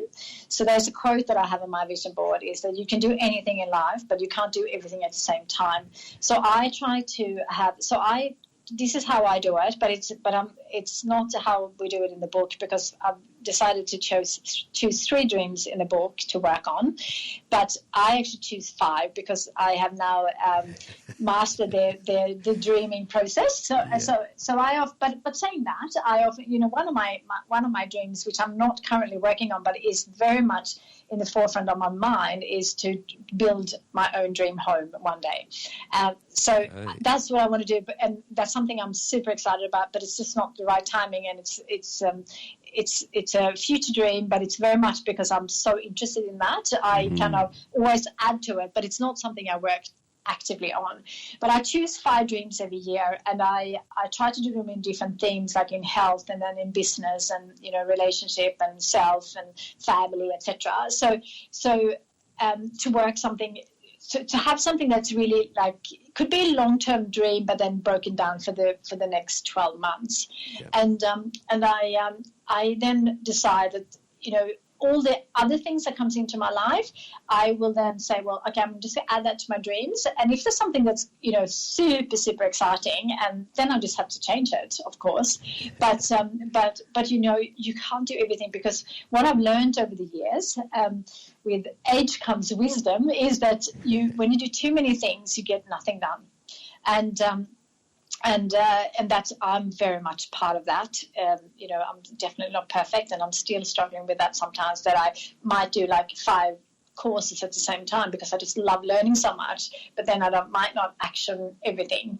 And I often say that I have a girlfriend in Sweden, and we do a lot of courses, and we often do them at the same time, and then I always I don't know, because then I get excited about the next course, and then we're like, let's take action first, and then let's not buy another course for 6 months or so. So I'm starting with that too. But you know what? I learned to love that excitement. So sometimes consuming books and stuff that I'm super excited about, and I sometimes indulge myself in that, as I'm okay to consume and not take action on things because it's my passion. So you just have to come up with things that works for you. So sometimes I give on Sundays, for example, I allow myself, because Sundays is my my favorite day, and then often that involves that I can read like 5 books at the same time, and it's okay not to take action on it. So you just have to come up with ideas that works around your way, but remember that you can do anything in life, but not do everything at the same time. Yeah, awesome. Now, it's something that we've sort of skirted around, but I'd love to talk a little bit about, because having spent nearly 20 years as an architect, the design process becomes part of the way you look at the world, and the appreciation of design and that creative process. And I see it in everything that you do, because from that creative process about imagining a desired future and crystallising that, and then looking at what am I going to do that's going to get me to there is the essence of what we've heard you talk about this morning. But you've also then created your business is around creating tools to help other people do exactly the same thing. Where did that passion and attraction for design come from? Well, I had it very early. I used to sell Christmas books. In Sweden, kids are encouraged to sell Christmas books in August for Christmas, and then you deliver them in December. And it's been part of the school system where every kid in Sweden gets a pack sent home, and you choose which publisher you want to work with, and you sell books. And so being a little young entrepreneur, I used to do that, since I think you're allowed to start when you're maybe 8 or 9. I've done that every year, and I always had the vision on you get money, but you also can, back then you could, the biggest one was like a TV or a phone, like not even a mobile phone, like a home phone, etc., before the mobile phones came in. So I always set myself a goal to be like, if I was doing it, I was doing it 100%. Part of that was to go to people's homes, and I realized really early that I loved selling. That was because I was a driven entrepreneur early, but also I loved going to people's homes because I loved seeing design homes in Sweden, because we spend so much time indoors because the winter is long and cold and dark. So a lot of Swedish homes are very well designed in terms of beautiful design and architecture. And it was like I was definitely driven by sales, but I was also very driven of getting to as many houses as I possibly could to see. And so I had that very, very early. And, it's funny because I visited a girlfriend yesterday, and she's Swedish. And I just when I came in, I was like, I love coming into a Swedish home, because there's just that extra care, and there's just that extra design part. And, she had and I've been to her house many times, but I haven't been for quite a while. And because I'm traveling so much, and I'm living between houses right now, so I don't feel like I have all the design pieces. And I was like, I love these. There was like Anna Jacobson chairs and lights, and I was just like, I'm coming home. So yes, absolutely, very much part of my life. And obviously that's something I'm living and breathing every day. And even if you come into the Kikki.K head office, we it's all white and very much a Swedish office. Yeah, just and candles and all those things that is important to me. Yeah, well, and that's I guess the thing I want the listeners to tune into is that your environment, you're as good as your environment, and you're as good as the people that you actually spend time with. And the environment is a really important part of that, and designing that space using. If we talk about Sweden itself, what I love about it is the functional beauty. There's a minimalism. I love Swedish design. I love Japanese design because there's a minimalism about it. But everything is done for a reason. Yeah. So there's an economy about it, but that creates its own visual beauty through that simplicity that flows through it. And absolutely. A lot of Australians, we become bowerbirds, and we just we bury ourselves in stuff, and then which clutters. If we've got a cluttered environment, we've got a cluttered mind. It just goes hand in hand. Again, that sounds like that's been cultural for you. Yeah. But that creative process, because I want to come back to that, I find very few people like yourself who do live with intent. You get invested in the future so that whatever you're doing today is taking you towards that. And you've created both the tools for yourself that have become tools to help others. Is that creative process something that's just intuitive, or is it something that you've picked up along the way? Well, I think, it started with, back with my 3M list, it started with me needing products that I could have in my home office. So that's how I started. Like it was a lot about the home office, it was a lot about the storage boxes, the folders, 2D ring binders, etc., to get organized.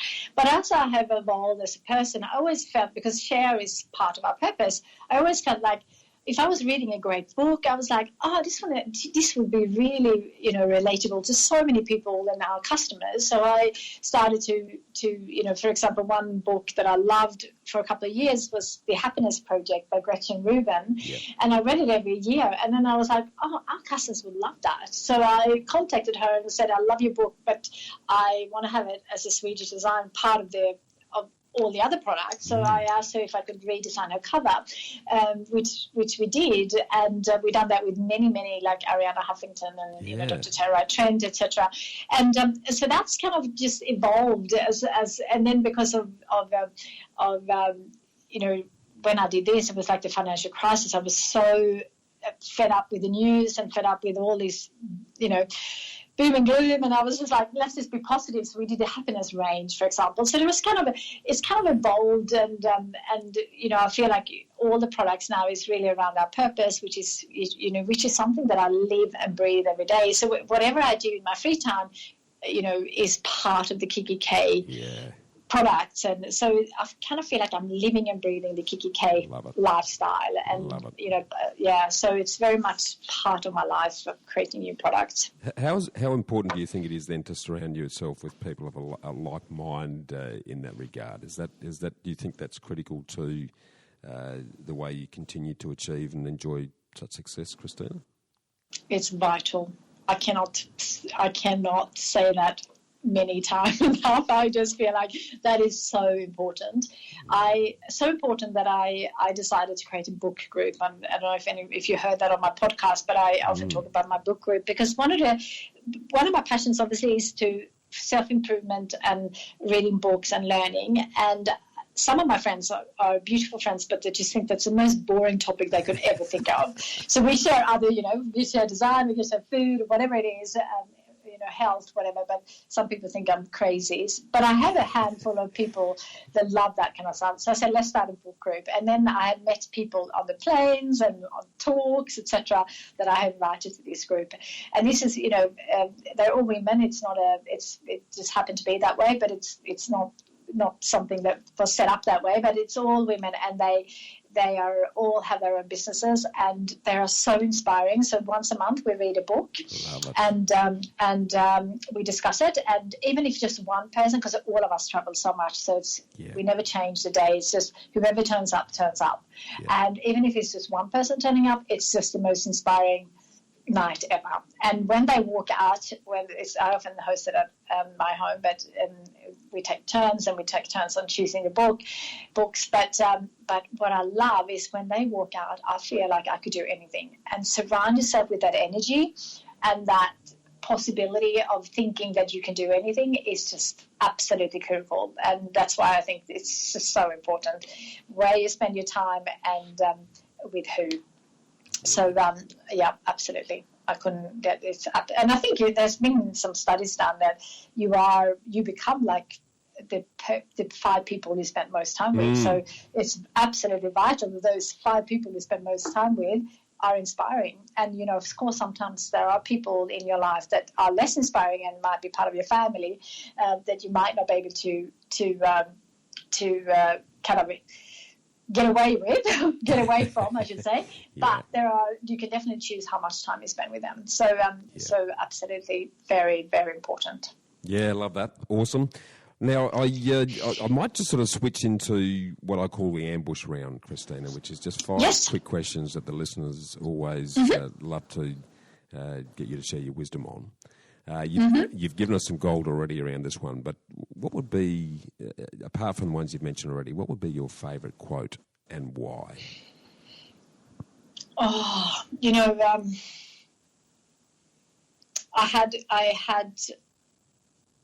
the one that I talk about the most is the one to just start. You don't have to be great to start, but you actually have to start to be great. Yeah. And I think it's worth talking about that twice, only because that is often what stops us to not living our dream life, because we think we have to be so perfect and we think we are not part of that tribe, or we don't think we're so much in the pigeonhole because of the schools and the parents or the peers or the social media or whatever it is. But sometimes you just have to start to get going. And I really, truly believe that that's worth talking about twice.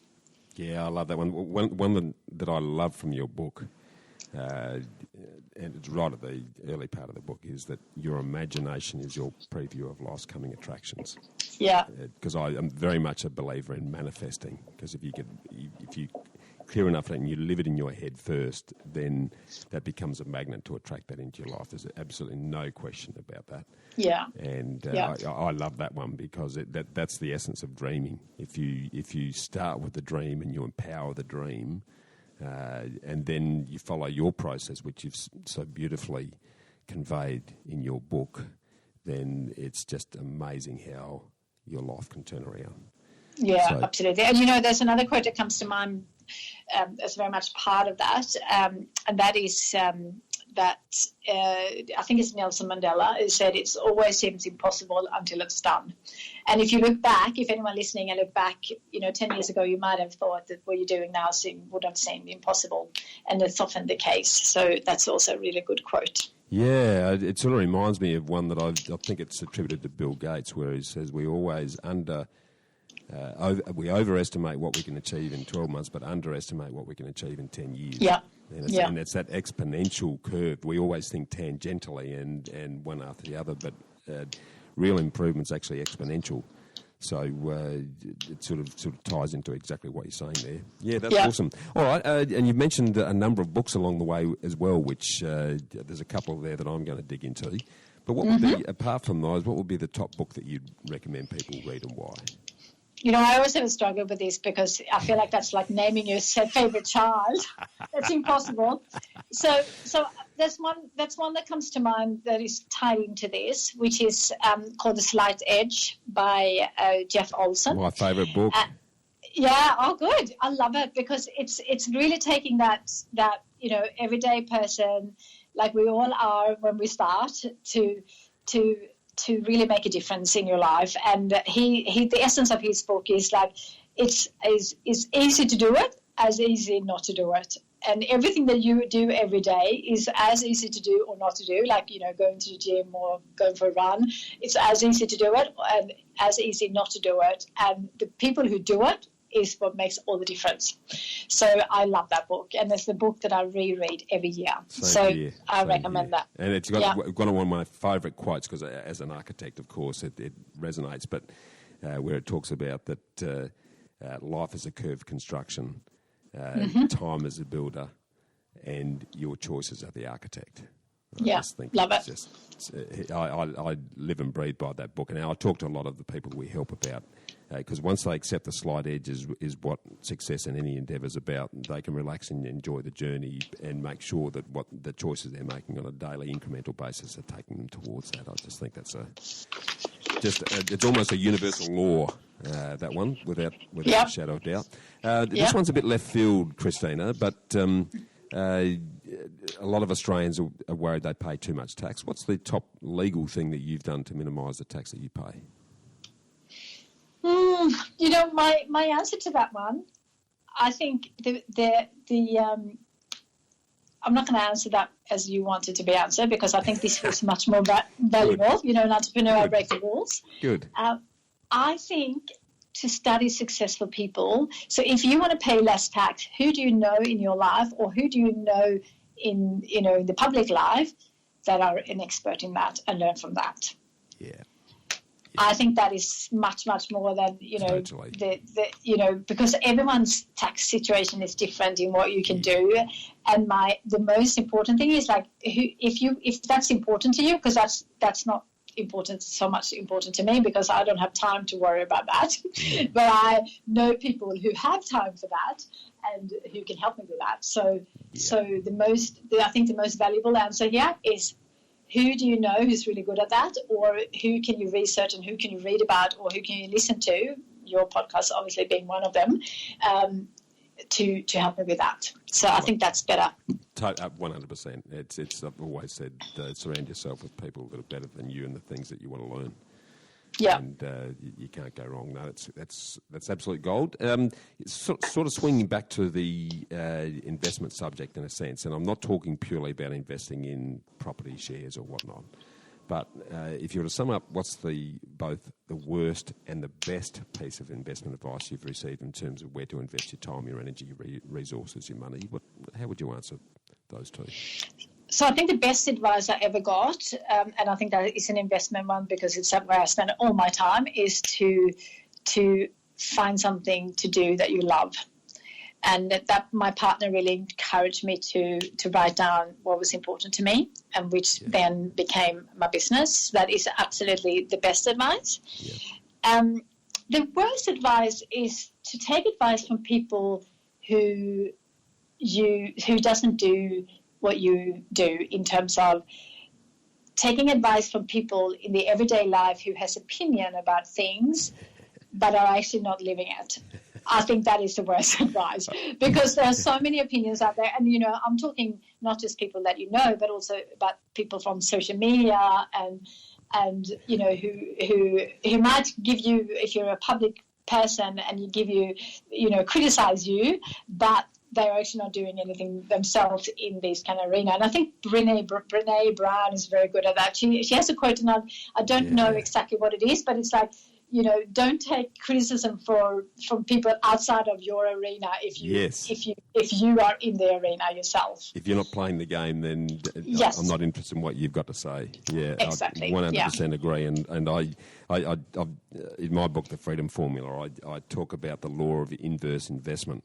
And that is that the people who talk loudest and have the highest opinions on whatever you might be investing in generally haven't done it. So, and the ones that have done it are good at it generally don't say much about it because they don't need to. Exactly. So it's quite interesting. Yeah, no, awesome. Okay, just to close out the ambush questions then, and being mindful of your time because I know you're very busy, and you've spoken a lot about your happy habits during our chat, but if you were to nail one happy habit that you believe has contributed most to your success today, what would it be? Learning. Never stop learning. Once you think you've got something, there's always something new to learn in terms of business and change and anything in life, in terms of health, everything. So constantly learning. I think that is the best. That's where I spend most of my time, my spare time, and even some of my work time is to learn. So is it from books, podcasts, courses, or people? That is absolutely the habit that gives me the most satisfaction in terms of what I love, but also in terms of what I then can create. Yeah, no, 100% agree. The day we stop learning is the day we start dying, really.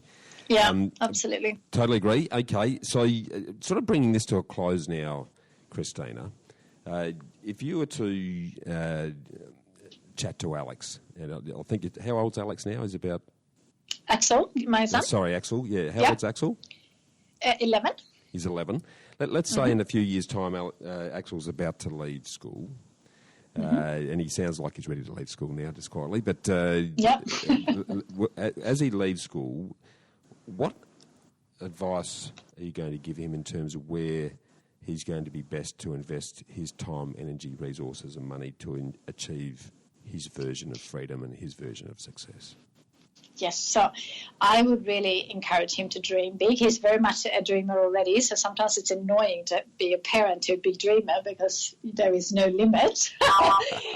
But saying that, I think to dream big, it takes some time to really, if you couldn't fail, even if you don't know how to do it, what would you actually do in your life? But also, I would also encourage any young person to try lots of different things. So I had a lot of things, like at one stage in my life, I wanted to become an optometrist for some weird reason. And so I started to work for free at an optometrist, realizing that's, yeah. This is uncanny. I think we need to have a coffee. That's We're scary. similar. So I think testing lots of things, and when you're young, you have the time and you have the energy, and working for free is a great way, or volunteer or whatever you want to call it, to find out what you want to do and learn from other people, ask people about the professions, and really find out and try. And if you don't like it, you can change. Yeah. So I think that is the most valuable in terms of investment of your time and money, because obviously time is money. Totally. Brilliant. Now, where to reach out to you is obvious, because the opportunities, whether to do that online or through your stores, they're pretty much everywhere now. But just in closing then, what's next new and exciting for you and Kikki.K, Kristina?